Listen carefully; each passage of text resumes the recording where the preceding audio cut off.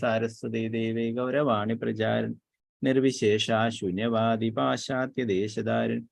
ജയ ശ്രീകൃഷ്ണ ചൈതന്യ പ്രഭു നിത്യാനന്ദ ശ്രീ അദ്വൈത ഗദാധര ശ്രീവാസാദി ഗൗരഭക്തവൃന്ദ. ഹരേ കൃഷ്ണ കൃഷ്ണ കൃഷ്ണ ഹരേ ഹരേ, ഹരേ രാമ രാമ രാമ ഹരേ ഹരേ. ശ്രീ ചൈതന്യ ചരിതാമൃതം അന്ത്യലീല അധ്യായം 12. ശ്രീ ചൈതന്യ മഹാപ്രഭുവും ജഗദാനന്ദ പണ്ഡിതനും തമ്മിലുള്ള പ്രേമ വ്യവഹാരങ്ങളെ കുറിച്ച് പറയുന്നതാണ്.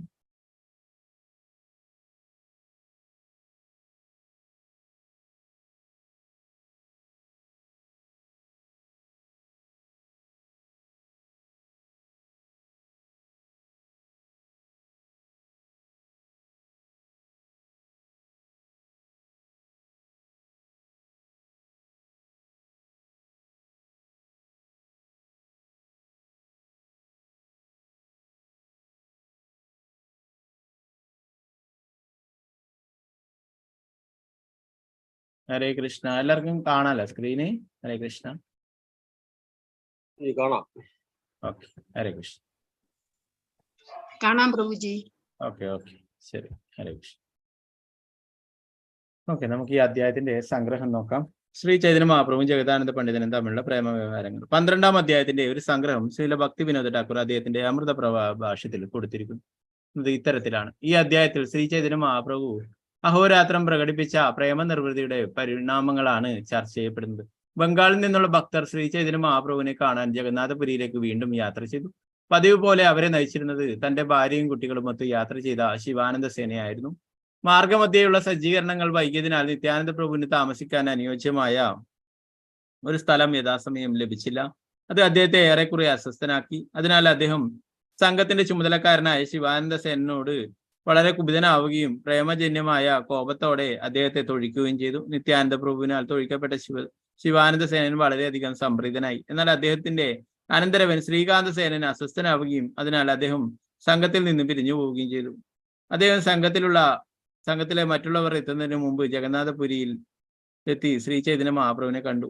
ആ വർഷം പരമേശ്വര ദാസമോദകൻ എന്നൊരു ഭക്തനും ശ്രീ ചൈതന്യ മഹാപ്രഭുവിനെ കാണുവാൻ കുടുംബസമേതം ജഗന്നാഥപുരിയിലേക്ക്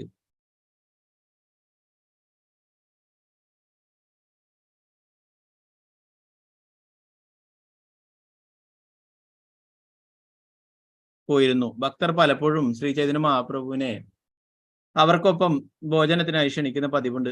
യാത്ര പറയുന്ന സമയത്ത് ഭഗവാൻ അവരുമായി ആനന്ദകരമായ രീതിയിൽ സംസാരിച്ചിരുന്നു. മുൻ വർഷം ജഗദാനന്ദ പണ്ഡിതന്റെ കൈവശം ശചിമാതാവിന് പ്രസാദവും വസ്ത്രവും കൊടുത്തരിച്ചിരുന്നു. ഈ വർഷം അദ്ദേഹം ഭഗവാന്റെ ശിരസ് തിരുമാൻ ഒരു വലിയ കലം സുഗന്ധമുള്ള ചന്ദന തൈലവുമായാണ് പുരിയിലേക്ക് മടങ്ങി വന്നത്.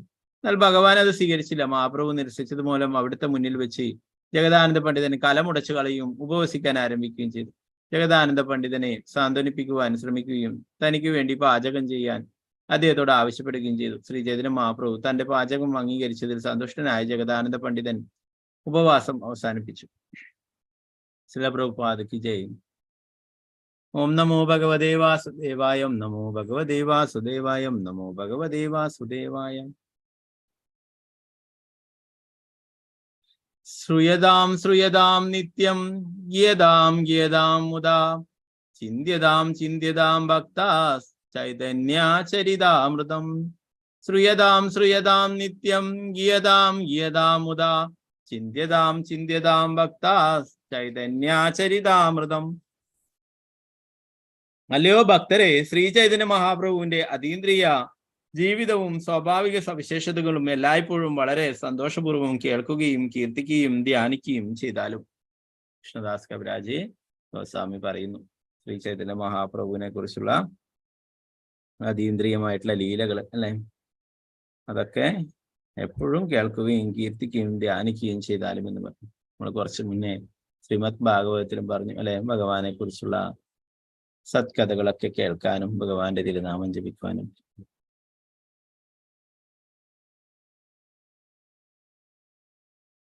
ഓക്കെ, നമുക്ക് ബാക്കിയുള്ള ശ്ലോകങ്ങൾ നോക്കാം.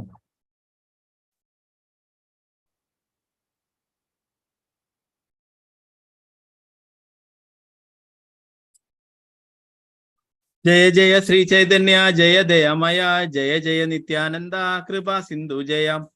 കാരുണ്യപൂർണമായ ശ്രീ ചൈതന്യ മഹാപ്രഭുവിന് എല്ലാ സ്തുതികളും. കാരുണ്യത്തിന്റെ സാഗരമായ നിത്യാനന്ദ പ്രഭുവിന് സർവസ്തുതികളും.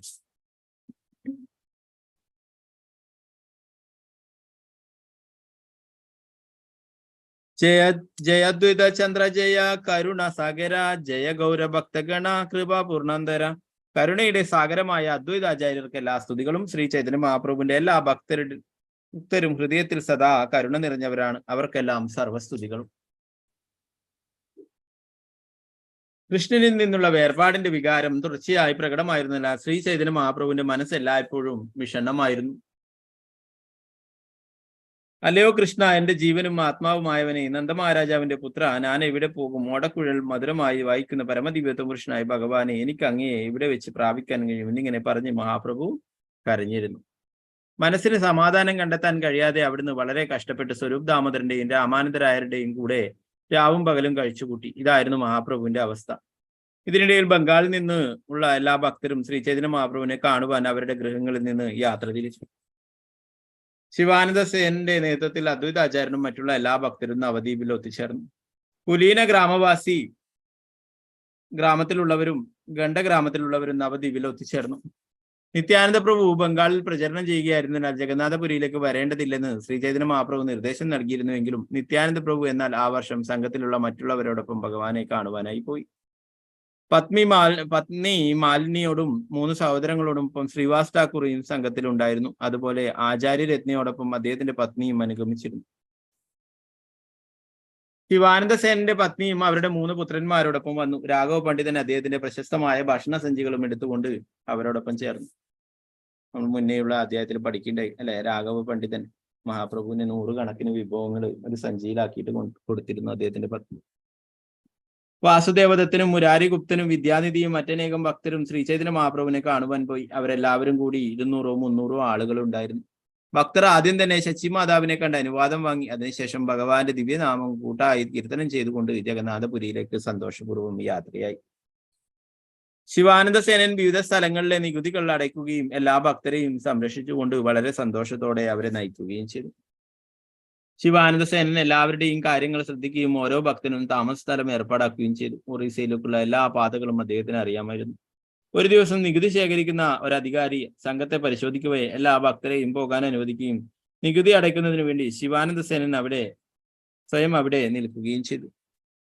ഭക്തസംഘം ഒരു ഗ്രാമത്തിൽ പ്രവേശിച്ച് അവിടെ ഒരു വൃക്ഷത്തിന്റെ ചുവട്ടിൽ കാത്തിരുന്നു. എന്തെന്നാൽ ശിവാനന്ദ സേനൻ അല്ലാതെ മറ്റാർക്കും അവർക്കുള്ള താമസ സ്ഥലം ഏർപ്പെടുത്താൻ കഴിയുമായിരുന്നില്ല.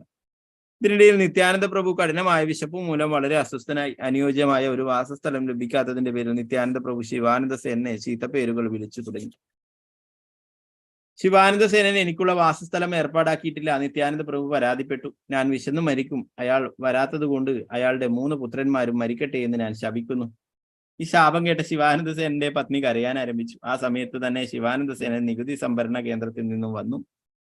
അദ്ദേഹത്തിന്റെ ഭാര്യ കരഞ്ഞുകൊണ്ട് അറിയിച്ചു, ഭഗവാൻ നിത്യാനന്ദന്റെയും വാസസ്ഥലം ഏർപ്പെടുത്താത്തതിന്റെ പേരിൽ അവിടുന്ന് നമ്മുടെ പുത്രന്മാർ മരിച്ചു പോകട്ടെ എന്ന് ശപിച്ചിരിക്കുന്നു. ശിവാനന്ദ സേനൻ ഇങ്ങനെ പറഞ്ഞു, നീ ഭ്രാന്തി പിടിച്ച സ്ത്രീ, എന്തിനാണ് നീ ആവശ്യമില്ലാതെ കരയുന്നത്? നിത്യാനന്ദ പ്രഭുവിന് നമ്മൾ ഉണ്ടാക്കിയ അസൗകര്യങ്ങൾ കാരണം എന്റെ 3 പുത്രന്മാരും മരിക്കട്ടെ.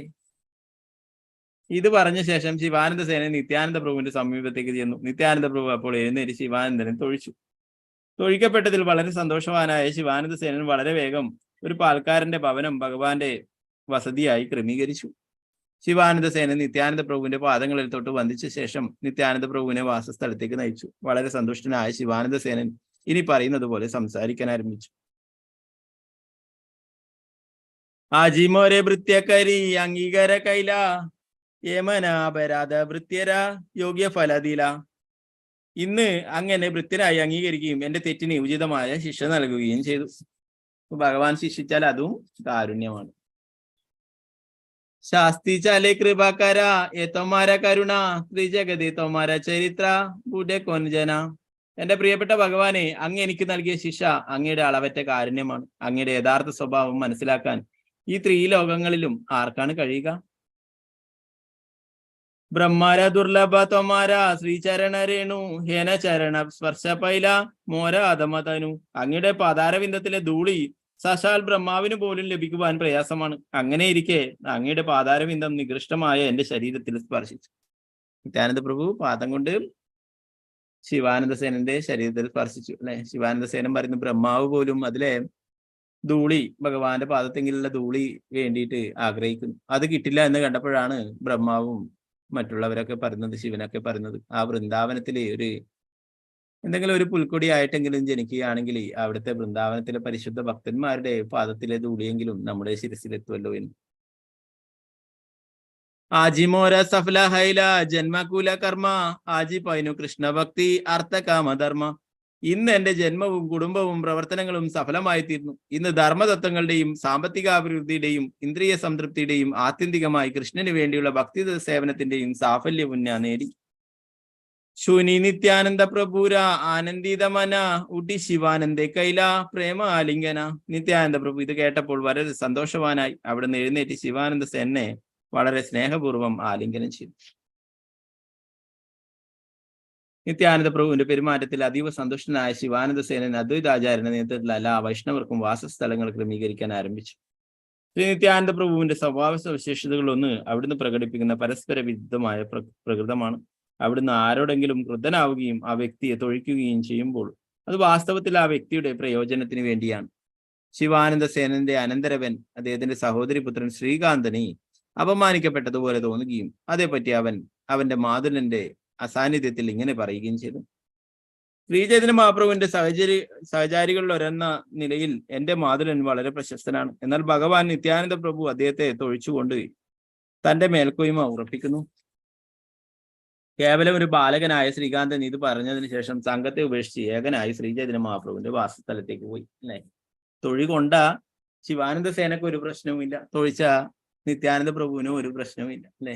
അതാണ് പറഞ്ഞത്, അതീന്ദ്രിയമായിട്ടുള്ള ലീലകളാണ്. നമുക്ക് നമ്മുടെ കണ്ണുകൾ കാണുമ്പോൾ ശിക്ഷിച്ചതായിട്ട് തോന്നും അല്ലെ. അതും അനുഗ്രഹിക്കുന്നതാണ്, ശിക്ഷിക്കുന്നതും അനുഗ്രഹിക്കുന്നതാണ്. അതുകൊണ്ടാണ് പറഞ്ഞിട്ടുള്ളത് ബ്രഹ്മാവ് പോലും ആഗ്രഹിക്കുന്ന ആ പാദധൂളി എന്റെ ശരീരത്തിലായി എന്ന് പറഞ്ഞു. ഇത് മനസ്സിലാകാത്ത ശ്രീകാന്തൻ അദ്ദേഹത്തിന്റെ അനന്തരവൻ അവിടെ നിന്ന് പോയി. ഭഗവാന് പ്രണാമങ്ങൾ അർപ്പിക്കുകയും ശ്രീകാന്തൻ ഷർട്ടും കോട്ടും ധരിച്ചിരുന്നു. അതിനാൽ ഗോവിന്ദൻ പറഞ്ഞു, എന്റെ പ്രിയപ്പെട്ട ശ്രീകാന്ത, നീ ആദ്യം നിന്റെ ഈ വസ്ത്രങ്ങൾ മാറ്റണം.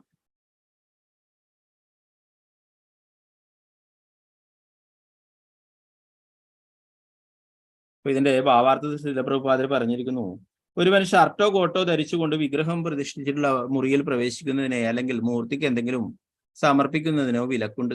തന്ത്രങ്ങളിൽ ഇങ്ങനെ പറഞ്ഞിട്ടുണ്ട്, വസ്ത്രേനാവൃത ദേഹസ്തു യോനരാ പ്രണമേ ദരീം ശ്രുത്രീ ഭവതി മൂഢാത്മാ സപ്തജന്മാനി ഭാവിനി. ശരീരത്തിന്റെ മേൽഭാഗത്ത് വസ്ത്രങ്ങൾ ധരിച്ചുകൊണ്ട് വിഗ്രഹത്തിന് ആദരങ്ങളും പ്രണാമങ്ങളും അർപ്പിക്കുന്ന ഒരുവൻ 7 ജന്മങ്ങളിൽ കുഷ്ഠരോഗിയായി ശിക്ഷിക്കപ്പെടും. ശാസ്ത്രങ്ങളിൽ പറഞ്ഞിട്ടുണ്ടെന്ന് പറഞ്ഞു അല്ലെ. അതുകൊണ്ടാണ് ക്ഷേത്രത്തിന്റെ ഉള്ളിൽ പോകുമ്പോൾ ഷർട്ട് ഇടരുത് എന്നൊക്കെ പറയും അല്ലെ. എന്നാൽ ഇന്നത്തെ പുരോഗമനവാദികൾ പറയും അങ്ങനെയൊന്നും ഒരിതുമില്ല, എന്നാൽ ശാസ്ത്രങ്ങളിൽ ഇങ്ങനെ പറഞ്ഞിട്ടുണ്ടെന്ന് പറഞ്ഞു.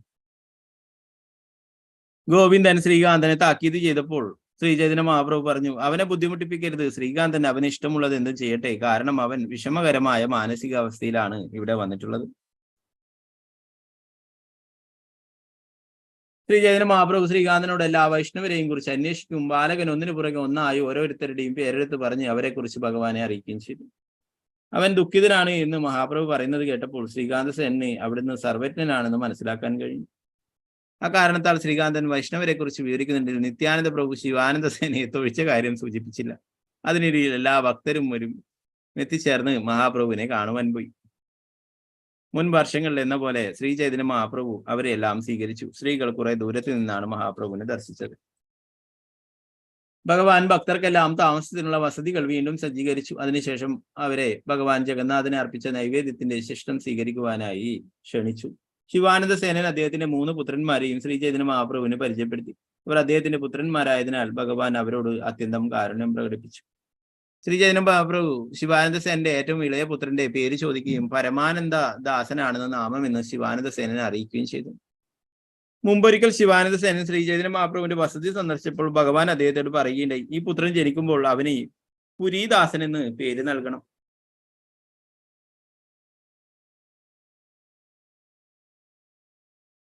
പുത്രൻ അപ്പോൾ ശിവാനന്ദ സേനന്റെ ഭാര്യയുടെ ഗർഭത്തിലായിരുന്നു. ശിവാനന്ദൻ തിരിച്ചു ചെന്നപ്പോൾ പുത്രൻ ജനിച്ചിരുന്നു. കുട്ടിക്ക് മഹാപ്രഭുവിന്റെ ആജ്ഞ അനുസരിച്ച് പരമാനന്ദദാസൻ എന്ന് നാമകരണം ചെയ്യുകയും അവിടുന്ന് ആ കുട്ടിയെ തമാശ രൂപത്തിൽ പുരീദാസൻ എന്ന് വിളിക്കുകയും ചെയ്തു. ശിവാനന്ദ സേനൻ കുട്ടിയെ ശ്രീചൈതന്യ മഹാപ്രഭുവിന് പരിചയപ്പെടുത്തിയപ്പോൾ അവിടുന്ന് തന്റെ കാൽവിരൽ കുട്ടിയുടെ വായ്ക്കുള്ളിൽ വെച്ചു.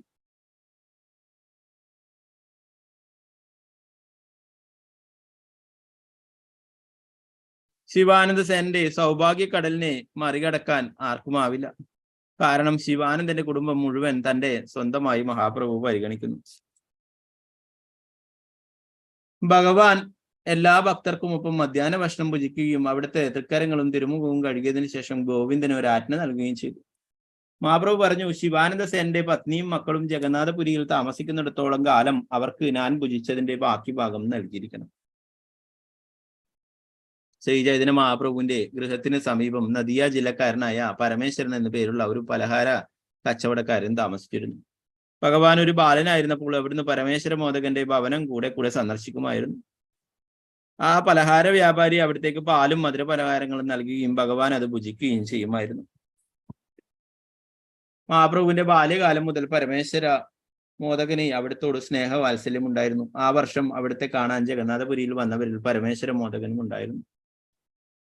മഹാപ്രഭുവിന് പ്രണാമങ്ങൾ അർപ്പിക്കുമ്പോൾ അദ്ദേഹം പറഞ്ഞു, ഞാൻ അതേ പരമേശ്വരനാണ്. അദ്ദേഹത്തെ കണ്ട മഹാപ്രഭു വളരെ സ്നേഹപൂർവ്വം ചോദ്യങ്ങൾ ചോദിച്ചു. ശ്രീ ചൈതന്യ മഹാപ്രഭു പറഞ്ഞു, പരമേശ്വര, നീ അനുഗ്രഹീതനാകട്ടെ, നീ ഇവിടെ വന്നത് വളരെ നന്നായി. പരമേശ്വരൻ അപ്പോൾ മഹാപ്രഭുവിനെ അറിയിച്ചു, മുകുന്ദന്റെ മാതാവും വന്നിട്ടുണ്ട്. മുകുന്ദന്റെ മാതാവിന്റെ പേര് കേട്ടപ്പോൾ ഭഗവാൻ ശ്രീ ചൈതന്യ മഹാപ്രഭു അല്പം ഒന്ന് ശങ്കിച്ചു. പക്ഷെ പരമേശ്വരനോടുള്ള സ്നേഹം മൂലം മഹാപ്രഭു ഒന്നും പറഞ്ഞില്ല.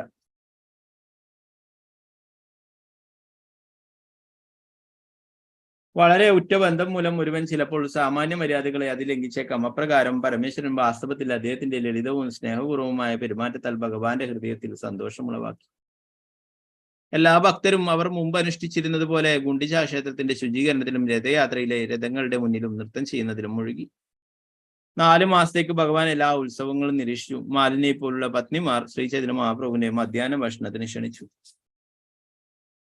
ബംഗാളിൽ നിന്ന് ഭക്തന്മാർ ശ്രീ ചൈതന്യ മഹാപ്രഭുവിന് ഇഷ്ടമുള്ള ധാരാളം ഭക്ഷണം കൊണ്ടുവരുന്നു. അവർ അതുകൂടാതെ അവരുടെ ഗൃഹങ്ങളിൽ പലവിധത്തിലുള്ള ധാന്യങ്ങളും പച്ചക്കറികളും പാചകം ചെയ്യുകയും അവ ഭഗവാന് സമർപ്പിക്കുകയും ചെയ്തു. പകൽ സമയത്ത് ശ്രീ ചൈതന്യ മഹാപ്രഭു അവിടുത്തെ ഭക്തന്മാരോടൊത്ത് പലവിധ പ്രവൃത്തികളിൽ മുഴുകി. പക്ഷെ രാത്രിയിൽ മഹാപ്രഭുവിന് കൃഷ്ണനിൽ നിന്നുള്ള കഠിനമായ വേർപാട് അനുഭവപ്പെടുകയും അവിടുന്ന് വിലപിക്കുകയും ചെയ്യുമായിരുന്നു. ഭഗവാൻ ഈ വിധത്തിൽ വർഷകാലത്തിന്റെ 4 മാസങ്ങൾ വിവിധ ലീലകളിലൂടെ ചിലവഴിക്കുകയും അതിനുശേഷം ബംഗാളിലെ ഭക്തരോട് അവരുടെ ഭവനങ്ങളിലേക്ക് മടങ്ങിപ്പോകാൻ ആജ്ഞാപിക്കുകയും ചെയ്തു. ബംഗാളിൽ നിന്നുള്ള എല്ലാ ഭക്തരും ശ്രീ ചൈതന്യ മഹാപ്രഭുവിനെ പതിവായി മധ്യാഹ്ന ഭക്ഷണത്തിന് ക്ഷണിക്കുകയും ഭഗവാൻ അവരോട് വളരെ മധുരമുള്ള വാക്കുകളിൽ സംസാരിക്കുകയും ചെയ്യുമായിരുന്നു. മഹാപ്രഭു പറഞ്ഞു, നിങ്ങളെല്ലാവരും വർഷം തോറും എന്നെ കാണാനായി വരുന്നു. ഇവിടെ വരാനും വന്നിട്ട് തിരിച്ചു പോകാനും നിങ്ങൾ വളരെയധികം ക്ലേശം അനുഭവിക്കുന്നുണ്ട്. ഇത് ചെയ്യുന്നതിൽ നിന്നും നിങ്ങളെ വിലക്കണമെന്ന് എനിക്കുണ്ട്. പക്ഷെ നിങ്ങളുടെ സംഘം ഞാൻ വളരെയധികം ആസ്വദിക്കും. നിങ്ങളുടെ സംഗമിക്കാനുള്ള എൻ്റെ ആഗ്രഹം വർദ്ധിച്ചു വരികയും ചെയ്തു. നിങ്ങളുമായി സംഗമിക്കാനുള്ള എൻ്റെ ആഗ്രഹം വർദ്ധിച്ചു വരികയും ചെയ്തു. നിത്യാനന്ദ പ്രഭുവിനോട് ബംഗാൾ വിട്ടു പോകരുതെന്ന് ഞാൻ ആജ്ഞാപിച്ചു. പക്ഷെ അദ്ദേഹം എൻ്റെ ആജ്ഞ ലംഘിച്ച് എന്നെ കാണാൻ വരുന്നു. എനിക്ക് എന്ത് പറയാൻ കഴിയും? എന്നോടുള്ള അഹേതുകമായ കാരുണ്യം മൂലം അദ്വൈതാചാര്യരും ഇവിടെ വരുന്നു. എന്നോടുള്ള സ്നേഹപൂർണമായ പെരുമാറ്റത്തിന് ഞാൻ അദ്വൈതാചാര്യനോട് കടപ്പെട്ടിരിക്കുന്നു. എനിക്ക് ഒരിക്കലും ഈ കടം വീട്ടാനാവില്ല.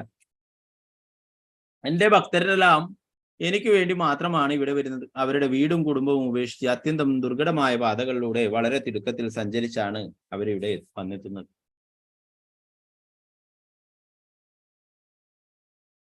അവർ എങ്ങോട്ടും പോകാതെ ഇവിടെ നീലാചലത്തിൽ ജഗന്നാഥപുരിയിൽ വസിക്കുന്നതിനാൽ എനിക്ക് യാതൊരു ക്ഷീണവും ക്ലേശവുമില്ല. നിങ്ങളുടെയൊക്കെ കരുണയാലാണിത്. ഞാനൊരു സന്യാസിയാണ്. എൻ്റെ പക്കൽ പണമില്ല. നിങ്ങൾ എന്നോട് കാണിച്ച കാരുണ്യത്തിന് നിങ്ങളോട് ഞാൻ കടപ്പെട്ടിരിക്കുന്നു. എങ്ങനെയാണ് ഇത് വീട്ടാൻ കഴിയുക? എനിക്ക് ഈ ശരീരം മാത്രമേ ഉള്ളൂ. അതിനാൽ ഞാനിത് നിങ്ങൾക്ക് സമർപ്പിക്കുന്നു. നിങ്ങൾ ആഗ്രഹിക്കുന്ന പക്ഷം ഇത് നിങ്ങൾക്ക് ഇഷ്ടമുള്ള എവിടെയാണെങ്കിലും വിൽക്കാം. ഇത് നിങ്ങളുടെ സ്വത്താണ്. ശ്രീ ചൈതന്യ മഹാപ്രഭുവിന്റെ ഈ മധുരവചനങ്ങൾ ശ്രവിച്ചപ്പോൾ എല്ലാ ഭക്തരുടെയും ഹൃദയങ്ങൾ ഉരുകുകയും അവരുടെ കണ്ണുകളിൽ നിന്ന് ധാരമുറിയാതെ കണ്ണുനീർ പ്രവഹിച്ചു തുടങ്ങുകയും ചെയ്തു.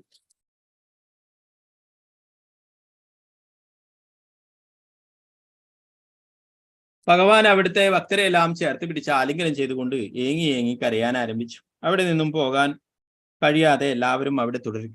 അപ്രകാരം 5-7 ദിവസങ്ങൾ കൂടി കടന്നു പോവുകയും ചെയ്തു. അദ്വൈത പ്രഭുവും നിത്യാനന്ദ പ്രഭുവും ഭഗവാൻ ചൈതന്യന്റെ ചരണകമലങ്ങളിൽ ഈ വാക്കുകൾ സമർപ്പിച്ചു.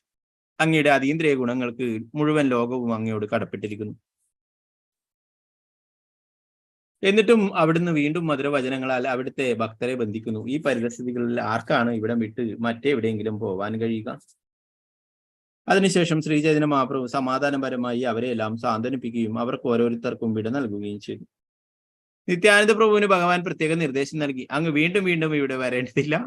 അങ്ങക്ക് എന്റെ സംഘം ബംഗാളിൽ ലഭിക്കുന്നതാണ്.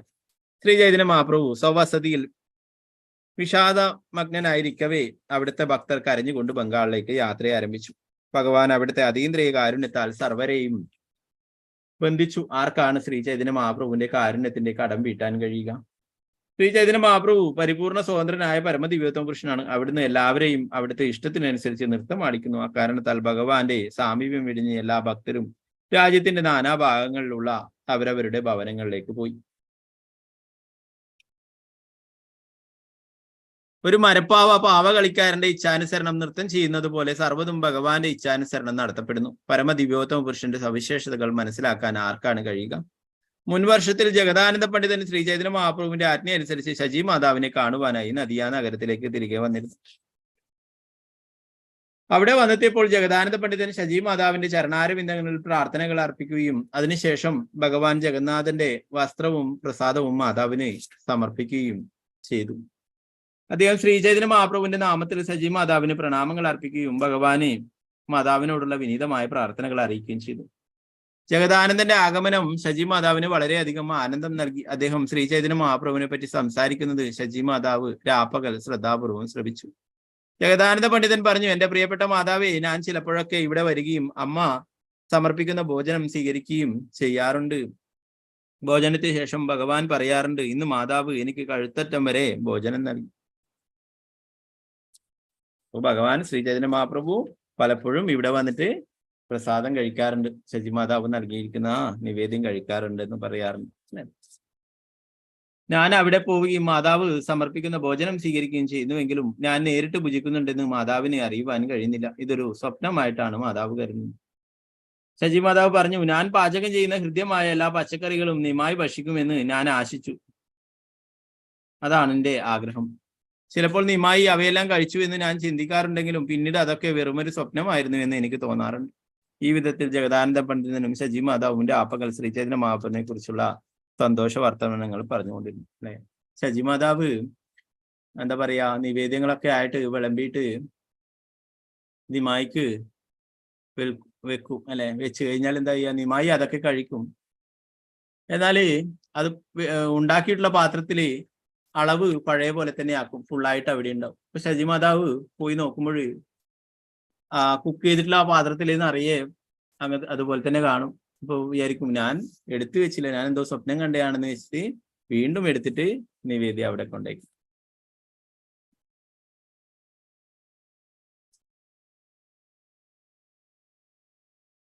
ജഗദാനന്ദ പണ്ഡിതൻ നദിയയിലെ മറ്റ് ഭക്തരെയെല്ലാം കണ്ടുമുട്ടി. അദ്ദേഹത്തിന്റെ സാന്നിധ്യത്തിൽ അവരെല്ലാം വളരെ സന്തുഷ്ടരായി. ജഗദാനന്ദ പണ്ഡിതൻ അതിനുശേഷം അദ്വൈത ആചാര്യരെ കാണാൻ പോയി. അദ്ദേഹത്തെ കാണാൻ കഴിഞ്ഞതിൽ അദ്വൈത ആചാര്യർക്കും വളരെ സന്തോഷമായി. വാസുദേവദത്തനും മുരാരിഗുപ്തനും ജഗദാനന്ദ പണ്ഡിതനെ കണ്ടതിൽ വളരെ സന്തോഷവാനായി. അവർ അദ്ദേഹത്തെ പുറത്തിറങ്ങാൻ അനുവദിക്കാതെ അവരുടെ ഗൃഹങ്ങളിൽ പിടിച്ചു നിർത്തി. അവർ ശ്രീചൈതന്യ മഹാപ്രഭുവിനെ കുറിച്ചുള്ള രഹസ്യ വിവരങ്ങൾ ജഗദാനന്ദ പണ്ഡിതനിൽ നിന്നും കേൾക്കുകയും ഭഗവാനെ കുറിച്ചുള്ള ശ്രവണത്തിന്റെ മഹാസുഖത്തിൽ സ്വയം മറക്കുകയും ചെയ്തു. ജഗദാനന്ദ പണ്ഡിതൻ ഏതൊരു ഭക്തന്റെ ഗൃഹം സന്ദർശിച്ചാലും ആ ഭക്തൻ തൽക്ഷണം അതിലത്തെ ആനന്ദത്താൽ സ്വയം മതിമറന്നിരുന്നു. ജഗദാനന്ദ പണ്ഡിതന് സർവ്വസ്തുതികളും. അദ്ദേഹം ശ്രീചൈതന്യ മഹാപ്രഭുവിനാൽ അത്രമേറെ അനുഗ്രഹപ്പെട്ടതായതിനാൽ അദ്ദേഹത്തെ കണ്ടുമുട്ടുന്ന ഓരോരുത്തരും ഇങ്ങനെ ചിന്തിക്കുന്നു, ഇപ്പോൾ എനിക്ക് ശ്രീചൈതന്യ മഹാപ്രഭുവിന്റെ സഹവാസം പ്രത്യക്ഷത്തിൽ ലഭിച്ചിരിക്കുന്നു. ജഗദാനന്ദ പണ്ഡിതൻ കുറച്ചുനാൾ ശിവാനന്ദ സേനന്റെ ഭവനത്തിൽ താമസിക്കുകയും അവർ 16 സീർ തൂക്കത്തോളം സുഗന്ധമുള്ള ചന്ദന തൈലം തയ്യാറാക്കുകയും ചെയ്തു. അവർ ഒരു വലിയ മൺകലത്തിൽ സുഗന്ധ തൈലം നിറക്കുകയും ജഗദാനന്ദ പണ്ഡിതൻ അത് വളരെ ശ്രദ്ധാപൂർവ്വം നീലാജലത്തിലേക്ക് ജഗന്നാഥപുരിയിലേക്ക് കൊണ്ടുവരികയും ചെയ്തു.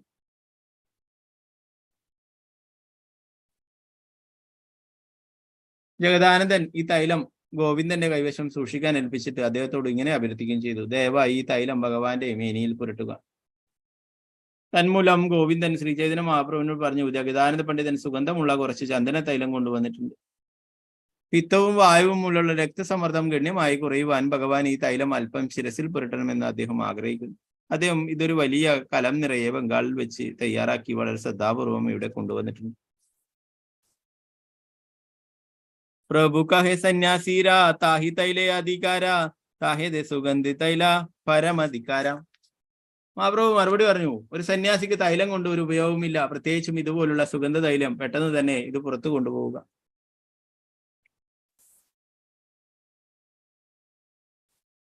ഈ എണ്ണ ജഗന്നാഥ ക്ഷേത്രത്തിലേക്ക് നൽകുക, അവിടെ അത് ഉപയോഗിച്ച് വിളക്കുകൾ കത്തിക്കട്ടെ. അപ്രകാരം എണ്ണ ഉണ്ടാക്കുന്നതിന് ജഗദാനന്ദം ചെയ്ത അധ്വാനം പൂർണ്ണമായും സഫലമായി തീരും. ഗോവിന്ദൻ ജഗദാനന്ദ പണ്ഡിതനെ ഈ സന്ദേശം അറിയിച്ചപ്പോൾ ജഗദാനന്ദ പണ്ഡിതൻ ഒരു വാക്കുപോലും ഉച്ചരിക്കാതെ മൗനം പാലിച്ചു. അപ്പൊ ഒരു സന്യാസി ഒരിക്കലും ഇങ്ങനെയുള്ള സുഗന്ധദ്രവ്യങ്ങൾ ഒന്നും ഉപയോഗിക്കില്ല, അല്ലെ? അപ്പൊ അതുകൊണ്ട് തന്നെ മഹാപ്രഭു കാണിച്ചു തരുന്നു, ഭഗവാനാണ് എങ്കിലും ഒരു സന്യാസിയുടെ ധർമ്മം അതാണ്, അത് ഒരിക്കലും ഉപയോഗിക്കരുത് എന്ന് പറഞ്ഞിട്ട്. അതെന്താ പറഞ്ഞിട്ടുള്ളത്? എന്തായാലും ഈ ഒരു കുറെ പ്രയത്നിച്ചു, അല്ലെ? അപ്പൊ അതുകൊണ്ട് ഇത് ജഗന്നാഥ ഭഗവാന് വിളക്ക് കത്തിക്കാനായിട്ട് ഉപയോഗിച്ചോട്ടെ, ക്ഷേത്രത്തിലേക്ക് കൊടുക്കാനായി പറഞ്ഞിട്ടുണ്ടേ. ഇത് പറയുമ്പോ ശ്രീല പ്രഭുപാദരുടെ ലീലയെ കുറിച്ച് പറഞ്ഞു. ശ്രീല പ്രഭുപാദർക്ക് വിദേശത്ത് നിന്നുള്ള ഒരു ഭക്തൻ ഒരു ഓയിൽ കൊണ്ട് കൊടുത്തിട്ടുണ്ടായി. വളരെ എന്താ പറയാ, നല്ല മണമുള്ള, നല്ല തണുപ്പൊക്കെ കിട്ടുന്ന തരത്തിലുള്ള ഒരു ഓയിൽ, വില കൂടിയ ഓയിൽ. ഒരു കുറച്ച് അല്പം ചെറിയൊരു ബോട്ടലിന് തന്നെ എത്രയോ ആയിരക്കണക്കിന് വിലയുണ്ട്. അപ്പോൾ അത് അദ്ദേഹം കൊണ്ടുപോയി കൊടുത്തു. ഓ, ഇത്രയും വില കൂടിയതല്ല, നമുക്ക് അല്പം അല്പം എടുക്കും, അല്ലെ? പ്രഭുപാദരി ആ ബോട്ടലിന്റെ മുടി തുറന്നിട്ട് അത് അതുപോലെ തന്നെ തലയിൽ ഒഴിച്ചു. പ്രഭുപാദർ അദ്ദേഹം ഭയങ്കര അഹങ്കരിച്ചിട്ടായിരുന്നു വന്നിരുന്നത്. ഞാൻ ഇത്രയും വില കൂടിയത് പ്രഭുപാദർക്ക് കൊടുക്കുന്നു എന്നൊക്കെ അദ്ദേഹത്തിന്റെ മനസ്സിൽ അങ്ങനെ ഒരു ചിന്തയുണ്ടായിരുന്നു. അപ്പൊ അത് പ്രഭുപാദർ ഒരു നിമിഷം കൊണ്ട് ഇല്ലാണ്ടാക്കി. പ്രഭുപാദർ അത് മുഴുവനായിട്ടും തലയിൽ തേക്കുകയും പറഞ്ഞു, ബംഗാളിലെ സാധാരണ ഓയിൽ ഇതിലും നല്ല സുഖം കിട്ടും, അത്രയും സുഖമില്ല എന്ന് പറയും. അപ്പൊ അദ്ദേഹത്തിന്റെ അഹങ്കാരം അതോടെ തീരുകയുണ്ടായി. അപ്പോ പിന്നീട് ആ ഭക്തനോട് നല്ല രീതിയിൽ സംസാരിക്കുന്നുണ്ട്. അപ്പൊ അദ്ദേഹത്തിന്റെ ആ അഹങ്കാരത്തെ അങ്ങനെ ശമിപ്പിക്കുന്നുണ്ട്. അതുപോലെ ഇവിടെ ചൈതന്യ മഹാപ്രഭു അത് ജഗന്നാഥ ഭഗവാനെ ക്ഷേത്രത്തിലേക്ക് നൽകാനായിട്ട് പറയുകയുണ്ടായി. അത് ഉപയോഗിച്ചില്ല.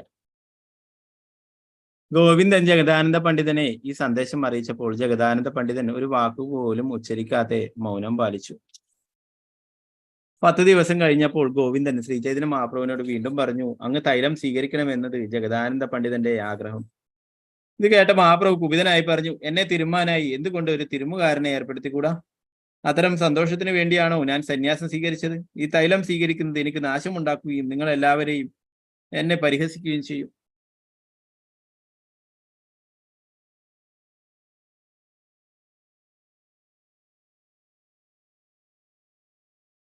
വഴിയിലൂടെ കടന്നു പോകുന്ന ഒരുവൻ എന്റെ ശിരസിൽ ഈ തൈലം മണത്താൽ ഞാനൊരു ദാരി സന്യാസി, ഇന്ദ്രിയ സുഖത്തിന് വേണ്ടി സ്ത്രീകളെ സൂക്ഷിക്കുന്ന ഒരു താന്ത്രിക സന്യാസിയാണെന്ന് കരുതും.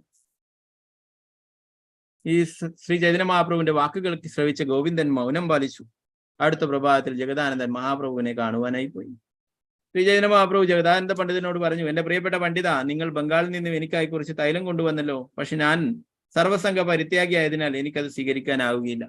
ആ എണ്ണ ജഗന്നാഥന്റെ ക്ഷേത്രത്തിലേക്ക് നൽകും, അവിടെ അത് ദീപങ്ങളിൽ എരിയട്ടെ. എണ്ണ തയ്യാറാക്കാൻ നിങ്ങൾ ചെയ്ത അധ്വാനം അപ്രകാരം സഫലമായി തീരും. ജഗദാനന്ദ പണ്ഡിതൻ മറുപടി പറഞ്ഞു, ഈ കള്ളക്കഥകളൊക്കെ അങ്ങയോട് ആരാണ് പറയുന്നത്? ഞാൻ ബംഗാളിൽ നിന്ന് ഒരു തൈലവും കൊണ്ടുവന്നിട്ടില്ല. ഇത് പറഞ്ഞതിന് ശേഷം ജഗദാനന്ദ പണ്ഡിതൻ എണ്ണ നിറഞ്ഞ കലശം മുറിയിൽ നിന്നെടുത്ത് ശ്രീ ചൈതന്യ മഹാപ്രഭുവിന്റെ മുന്നിൽ വെച്ച് അങ്കണത്തിൽ താഴേക്ക് എറിഞ്ഞുടച്ചു. എണ്ണക്കലം ഉടച്ചതിന് ശേഷം ജഗദാനന്ദ പണ്ഡിതൻ സ്വവസതിയിലേക്ക് പോവുകയും വാതിലടച്ച് കുറ്റിയിട്ട് കിടക്കുകയും ചെയ്തു. 3-ാം ദിവസം ശ്രീ ചൈതന്യ മഹാപ്രഭു ജഗദാനന്ദ പണ്ഡിതന്റെ മുറിയുടെ വാതിൽക്കൽ ചെന്ന് പറഞ്ഞു, എന്റെ പ്രിയപ്പെട്ട ജഗദാനന്ദ പണ്ഡിത, ദയവായി എഴുന്നേൽക്കും. എന്റെ മധ്യാഹ്ന ഭക്ഷണം നിങ്ങൾ തന്നെ പാചകം ചെയ്യണമെന്ന് എന്റെ ആഗ്രഹം. ഇപ്പോൾ ഞാൻ ഭഗവാന്റെ ദർശനത്തിനായി ക്ഷേത്രത്തിലേക്ക് പോവുകയാണ്. മധ്യാഹ്നത്തിൽ ഞാൻ മടങ്ങി വരാം. ശ്രീ ചൈതന്യ മഹാപ്രഭു ഇപ്രകാരം പറഞ്ഞിട്ട് അവിടെ നിന്നും പോയതിനു ശേഷം ജഗദാനന്ദ പണ്ഡിതൻ കിടക്കയിൽ നിന്ന് എഴുന്നേറ്റ് കുളി കഴിഞ്ഞ് പലതരത്തിലുള്ള പച്ചക്കറികൾ പാകം ചെയ്യാൻ ആരംഭിച്ചു. ഭഗവാൻ മധ്യാഹ്നത്തിലെ കർമാനുഷ്ഠാനങ്ങൾ പൂർത്തിയാക്കിയതിനു ശേഷം ഭോജനത്തിനായി എത്തിച്ചേർന്നു. ജഗദാനന്ദ പണ്ഡിതൻ മഹാപ്രഭുവിന്റെ തൃപ്പാദങ്ങൾ കഴുകിയിട്ട് അവിടത്തേക്ക് ഒരു ഇരിപ്പിടം നൽകി. മേന്മയുള്ള അരി കൊണ്ട് ചോറ് പാകപ്പെടുത്തി അതിൽ നെയ്യ് ചേർത്ത് വാഴയിലയിൽ കൂമ്പാരം പോലെ വിളമ്പി പച്ചക്കറികൾ കൊണ്ടുള്ള വിവിധ തരത്തിലുള്ള വിഭവങ്ങളും ഉണ്ടായിരുന്നു. അവ വാഴപ്പോള കൊണ്ടുണ്ടാക്കിയ പാത്രങ്ങളിലാക്കി ചുറ്റും വെച്ചു. ചോറിനും പച്ചക്കറികൾക്കും മീതെ തുളസിക്കതിരുകൾ ഉണ്ടായിരുന്നു. മഹാപ്രഭുവിന്റെ മുന്നിൽ കൊഴുക്കട്ടിയും പായസവും ജഗന്നാഥന്റെ മറ്റു പ്രസാദങ്ങളും വെച്ചിട്ടുണ്ടായിരുന്നു. മഹാപ്രഭു പറഞ്ഞു, ഒരു ഇല കൂടി വെച്ച് അതിലും ചോറും കറികളും വിളമ്പുക. ഇന്ന് നമുക്ക് ഒരുമിച്ച് ഭക്ഷണം കഴിക്കാം. ജഗദാനന്ദ പണ്ഡിതൻ വളരെ സ്നേഹവാത്സല്യത്തോടുകൂടി കൊടുത്തിട്ടുള്ള വാക്കുകൾ പറഞ്ഞതുവരെ ശ്രീ ചൈതന്യ മഹാപ്രഭു പ്രസാദം സ്വീകരിക്കുകയില്ല എന്ന മട്ടിൽ അവിടുത്തെ കൈകൾ ഉയർത്തിപ്പിടിച്ചു. ആപനെ പ്രസാദലഹ പച്ചമുയിലൈമു തൊമരാഗ്രഹാമി കേമന ഗണ്ടിമു. ദയവായി അങ്ങ് ആദ്യം പ്രസാദം സ്വീകരിക്കണം, അതിനുശേഷം ഞാൻ ഭക്ഷിക്കാം. അങ്ങയുടെ അഭ്യർത്ഥന ഞാൻ നിരസിക്കുകയില്ല. ശ്രീ ചൈതന്യ മഹാപ്രഭു അപ്പോൾ വളരെ സന്തോഷത്തോടെ മധ്യാഹ്ന ഭക്ഷണം സ്വീകരിച്ചു. കറികൾ രുചിച്ചതിനു ശേഷം മഹാപ്രഭു വീണ്ടും സംസാരിക്കാൻ ആരംഭിച്ചു. മഹാപ്രഭു പറഞ്ഞു, നിങ്ങൾ കോപത്തോടു കൂടി പാചകം ചെയ്തെങ്കിലും ഭക്ഷണം വളരെ രുചിയുള്ളതാണ്. കൃഷ്ണൻ നിങ്ങളിൽ ഏറെ സംപ്രീതനാണെന്ന് ഇത് കാണിക്കുന്നു. കൃഷ്ണൻ നേരിട്ട് ഇവ ഭുജിക്കുമെന്നതിനാലാണ് ഭഗവാൻ നിങ്ങളെ കൊണ്ട് ഇത്രയും നന്നായി പാചകം ചെയ്യിക്കുന്നത്. നിങ്ങൾ അത്രമാത്രം തുല്യമായ അന്നമാണ് കൃഷ്ണന് നിവേദിക്കുന്നത്. നിങ്ങളുടെ സൗഭാഗ്യത്തിന്റെ പരിധി നിർണ്ണയിക്കാൻ ആർക്ക് സാധിക്കും? ജഗദാനന്ദ പണ്ഡിതൻ മറുപടി പറഞ്ഞു, ഇത് ഭക്ഷിക്കുന്ന അവിടുന്ന് തന്നെയാണ് ഇത് പാചകം ചെയ്തത്. എന്നെ സംബന്ധിച്ചിടത്തോളം ഞാൻ സാമഗ്രികൾ ശേഖരിക്കുക മാത്രം ചെയ്യുന്നു. ജഗദാനന്ദ പണ്ഡിതൻ മഹാപ്രഭുവിന് വിവിധ തരത്തിലുള്ള കറികൾ തുടർന്ന് വിളമ്പി. അവിടുന്നാണെങ്കിൽ ഭയം മൂലം ഒന്നും ഉരിയാടാതെ തുടർന്നും സന്തോഷത്തോടെ പൂജിച്ചു. ആരാണ് ഇതൊക്കെ? ശ്രീകൃഷ്ണ ഭഗവാന് വേണ്ടിയിട്ട് ആരാണ് കുക്ക് ചെയ്യുക? രാധാറാണിയാണ് നിവേദ്യങ്ങളൊക്കെ ഉണ്ടാക്കുക, അല്ലെ? നമ്മളൊരു ഉപകരണമായിട്ട് ചെയ്യുന്നതന്നേ ഉള്ളൂ, അല്ലെ? ഞാൻ ഇങ്ങനെ കുക്ക് ചെയ്തു, അങ്ങനെ കുക്ക് ചെയ്തു എന്നൊക്കെ പറയും, അല്ലെ? അല്ല, യഥാർത്ഥത്തില് ഭഗവാന് വേണ്ടിയിട്ട് രാധാറാണിയാണ് കുക്ക് ചെയ്യുക. നമ്മളൊരു ഉപകരണമായിട്ട് നിൽക്കുന്നതെന്ന് മാത്രമേ ഉള്ളൂ.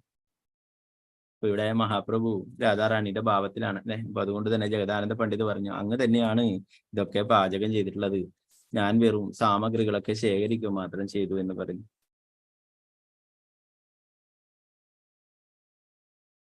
ജഗദാനന്ദ പണ്ഡിതൻ അതിയായ ആഗ്രഹത്തോടെ മഹാപ്രഭുവിനെ നിർബന്ധിച്ചതിനാൽ അവിടുന്ന് മറ്റു ദിവസങ്ങളിലേതിനേക്കാൾ 10 മടങ്ങ് ഭുജിച്ചു. മഹാപ്രഭു വീണ്ടും വീണ്ടും എഴുന്നേൽക്കാൻ ആഗ്രഹിച്ചപ്പോഴൊക്കെ ജഗദാനന്ദ പണ്ഡിതൻ കൂടുതൽ കൂടുതൽ കറികൾ വിളമ്പിക്കൊണ്ടിരുന്നു.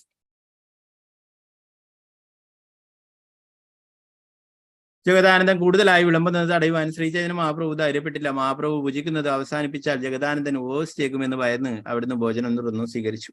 അവസാനം മഹാപ്രഭു ആദരവോടെ ഉണർത്തിച്ചു, എന്റെ പ്രിയപ്പെട്ട ജഗദാനന്ദ, നിങ്ങൾ ഇപ്പോൾ തന്നെ ഞാൻ പതിവായി ഭക്ഷിക്കുന്നതിന്റെ 10 മടങ്ങ് എന്നെ ഊട്ടിക്കഴിഞ്ഞു. ഇനി ദയവായി നിർത്തുക.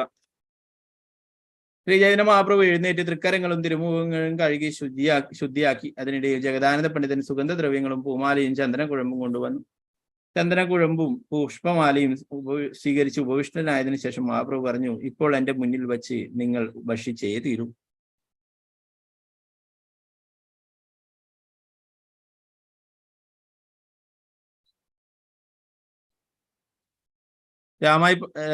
രാമായി പണ്ഡിതനും രഘുനാഥ ഭട്ടനും പാചകം ചെയ്തിരുന്നു. എനിക്ക് അവർക്ക് കുറച്ച് ചോറും കറികളും നൽകേണ്ടതായിട്ടുണ്ട്. വിജയന മഹാപ്രഭു അപ്പോൾ ഗോവിന്ദനോട് പറഞ്ഞു, നീ ഇവിടെ തന്നെ നിൽക്കണം. പണ്ഡിതൻ ഭക്ഷണം കഴിച്ചതിന് ശേഷം എന്നെ അറിയിക്കണം. ശ്രീ ചൈതന്യ മഹാപ്രഭു ഇങ്ങനെ പറഞ്ഞു പോയതിനു ശേഷം ജഗദാനന്ദ പണ്ഡിതൻ ഗോവിന്ദനോട് പറഞ്ഞു, അദ്ദേഹം പറഞ്ഞു, വേഗം പോയി ഭഗവാന്റെ തൃപ്പാദങ്ങൾ തിരുമ്മിക്കൊടുക്കുക. പണ്ഡിതൻ ഇപ്പോൾ ഭക്ഷിക്കാൻ ഇരുന്നു എന്ന് മഹാപ്രഭുവിനോട് പറയണം. ഭഗവാനാൽ ഭുജിക്കപ്പെട്ട പ്രസാദശിഷ്ടം നിങ്ങൾക്കായി ഞാൻ കുറച്ച് മാറ്റിവെക്കാം. മഹാപ്രഭു ഉറങ്ങുമ്പോൾ ഇവിടെ വന്ന് നിങ്ങളുടെ പങ്ക് ഭക്ഷിക്കാം. ജഗദാനന്ദ പണ്ഡിതൻ അപ്രകാരം ഭഗവാൻ ഭുജിച്ച പ്രസാദത്തിന്റെ ശിഷ്ടഭാഗം രാമായിക്കും നന്ദായിക്കും ഗോവിന്ദനും രഘുനാഥ ഭട്ടനും വീതിച്ചു കൊടുത്തു. അദ്ദേഹവും ശ്രീ ചൈതന്യ മഹാപ്രഭുവിന്റെ ഭുജിച്ചതിന്റെ ശിഷ്ടഭാഗം ഭക്ഷിച്ചു. അപ്പോഴേക്കും ഗോവിന്ദനെ ഭഗവാൻ വീണ്ടും അവിടേക്ക് അയച്ചു. ഗോവിന്ദനോട് ഭഗവാൻ പറഞ്ഞു, ജഗദാനന്ദ പണ്ഡിതൻ ഭക്ഷിക്കുന്നുണ്ടോ എന്ന് പോയി നോക്കുക. അതിനുശേഷം വേഗം തിരികെ വന്ന് എന്നെ വിവരം അറിയിക്കണം. ജഗദാനന്ദ പണ്ഡിതൻ ശരിക്കും ഭക്ഷിക്കുന്നത് കണ്ട ഗോവിന്ദൻ ആ വിവരം ഭഗവാനെ അറിയിക്കുകയും അതോടെ ഭഗവാൻ സമാധാനത്തോടെ ശയിക്കാൻ പോവുകയും ചെയ്തു. ജഗദാനന്ദ പണ്ഡിതനും ഭഗവാൻ ശ്രീ ചൈതന്യ മഹാപ്രഭുവും തമ്മിലുള്ള സ്നേഹവിനിമയങ്ങൾ ഈ വിധത്തിൽ തുടർന്നു. അവ ശരിക്കും ശ്രീമദ് ഭാഗവതിൽ വർണ്ണിച്ചിട്ടുള്ള സത്യഭാമയും ശ്രീകൃഷ്ണ ഭഗവാനും തമ്മിലുള്ള വിനിമയങ്ങൾ പോലെ തന്നെയായിരുന്നു. ജഗദാനന്ദ പണ്ഡിത് എന്ന് പറയുന്നത് സത്യഭാമയുടെ തന്നെ അവതാരമാണ്. ചൈതന്യ മഹാപ്രഭുവിന്റെ ലീലയില് ആ കൃഷ്ണലീലയുള്ള സത്യഭാമയാണ് ഇവിടെ ജഗദാനന്ദ പണ്ഡിതായിട്ട് വന്നിട്ടുള്ളത്.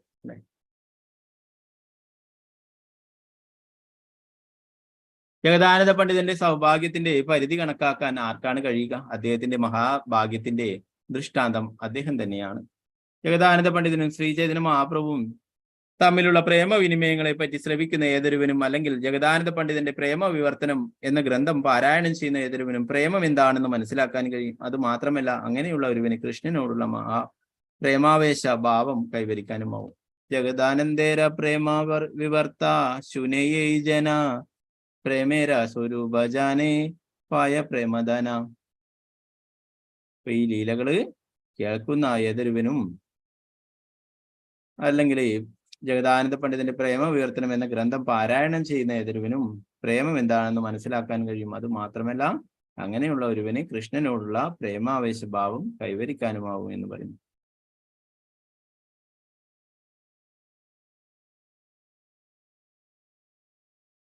ഇവിടെ ഭാവാർത്ഥത്തിൽ ശിലപ്രഭുപാദർ പറയുന്നു, ഒരു കാര്യം യഥാർത്ഥത്തിൽ എന്തായിട്ടാണോ കാണപ്പെടുന്നത് അതിന് വിപരീതമായ അർത്ഥത്തിൽ അതിനെ സ്വീകരിക്കുന്നതിനാണ് വിവർത്തം എന്ന വാക്കുകൊണ്ട് അർത്ഥമാക്കുന്നത്. ഇവിടെ ജഗദാനന്ദ പണ്ഡിതൻ വളരെ കുപിതനായി കാണപ്പെട്ടുവെങ്കിലും ആ കോപം ശ്രീ ചൈതന്യ മഹാപ്രഭുവിനോടുള്ള അദ്ദേഹത്തിന്റെ ഉത്കൃഷ്ടമായ പ്രേമത്തിന്റെ ഒരു പ്രകടനമായിരുന്നു. ജഗദാനന്ദ പണ്ഡിതൻ രചിച്ച ഒരു ഗ്രന്ഥത്തിന്റെ പേര് കൂടിയാണ് പ്രേമ വിവർത്തം എന്നത്. ആയതിനാൽ ശ്രീ ചൈതന്യ ചരിതാമൃതം എന്ന ഗ്രന്ഥത്തിന്റെ രചയിതാവായ കൃഷ്ണദാസ് കവിരാജ് ഗോസ്വാമി പ്രേമ വിവർത്തം എന്നീ വാക്കുകൾ ഉപയോഗിക്കുന്നത് ഒന്നുകിൽ ഈ ഗ്രന്ഥപാരായണം ചെയ്യുന്ന വ്യക്തിയെയോ, അല്ലെങ്കിൽ ജഗദാനന്ദ പണ്ഡിതനും ശ്രീ ചൈതന്യ മഹാപ്രഭുവുമായുള്ള സ്നേഹവിനിമയങ്ങളെ കുറിച്ച് ശ്രവിക്കുന്ന വ്യക്തിയെയോ പരാമർശിക്കുന്നതിന് വേണ്ടിയാണ്. ഇത് രണ്ടിൽ ഏതു വിഭാഗത്തിൽപ്പെട്ടാലും ആ വ്യക്തിക്ക് വളരെ പെട്ടെന്ന് തന്നെ കൃഷ്ണപ്രേമം പ്രാപ്യമാകുന്നതാണ്. ശ്രീരൂപ രഘുനാഥ പദേ യാരാശ ചൈതന്യ ചരിതാമൃത കഹേ കൃഷ്ണദാസ. ശ്രീ രൂപ രഘുനാഥ ഗോസ്വാമിമാരുടെ പദാരവിന്ദങ്ങളിൽ പ്രാർത്ഥിച്ചുകൊണ്ടും അവരുടെ കാരുണ്യം സദാ അഭിലഷിച്ചുകൊണ്ടും കൃഷ്ണദാസൻ എന്ന ഞാൻ അവരുടെ തൃച്ചേവടികൾ പിന്തുടർന്നുകൊണ്ട് ശ്രീ ചൈതന്യ ചരിതാമൃതം വർണ്ണിക്കുന്നു. ശ്രീ ചൈതന്യ ചരിതാമൃതം അന്ത്യലീലയിലെ ശ്രീ ചൈതന്യ മഹാപ്രഭുവുമായുള്ള ജഗദാനന്ദ പണ്ഡിതന്റെ പ്രേമ വ്യവഹാരങ്ങൾ വർണ്ണിക്കുന്ന 12-ാം അധ്യായത്തിന്റെ ഭക്തി വേദാന്ത ഭാഷ്യം ഈ പ്രകാരം സമ്പൂർണ്ണമാണ്. श्री चैतन्य चरितामृतम की जय, कृष्णदास कविराज गोस्वामी की जय, श्रील प्रभुपाद की जय, गुरु महाराज की जय, निताय गौर प्रेमानंद। हरे कृष्ण।